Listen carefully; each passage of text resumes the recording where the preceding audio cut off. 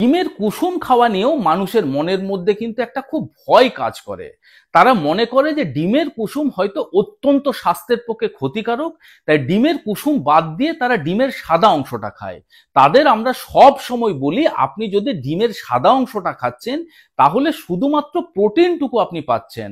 আপনি হয়তো জানেন না যে ডিমের ওই ছোট্ট কুসুমের মধ্যে কত পরিমাণে পুষ্টিগুণ লুকিয়ে রয়েছে। রয়েছে প্রচুর পরিমাণে ভিটামিনস, রয়েছে প্রচুর পরিমাণে মিনারেলস, ওমেগা 3 ফ্যাটি অ্যাসিড, যেগুলি আপনার স্বাস্থ্যের পক্ষে উপকারী। আপনি যখন ডিমের কুসুমটা ফেলে দিচ্ছেন সেই সমস্ত পুষ্টিগুণের থেকে কিন্তু আপনি বঞ্চিত থাকছেন।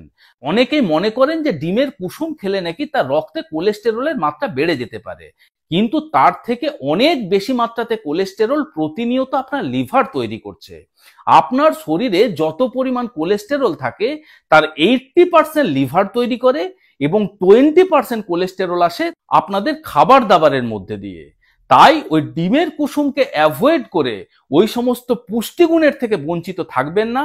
গবেষণাতে এটা বারবার প্রমাণিত হয়েছে যে ডিমের কুসুম আপনার রক্তে খারাপ কোলেস্টেরলের মাত্রা বৃদ্ধি করে না, আপনার রক্তে এইচডিএল বা ভালো কোলেস্টেরলের মাত্রাকে বৃদ্ধি করে, যেটি আপনার শরীরের থেকে এলডিএল বা খারাপ কোলেস্টেরলকে ধীরে ধীরে বের করে দেয়, যেটি আপনার হার্ট হেলথের জন্য উপকারী।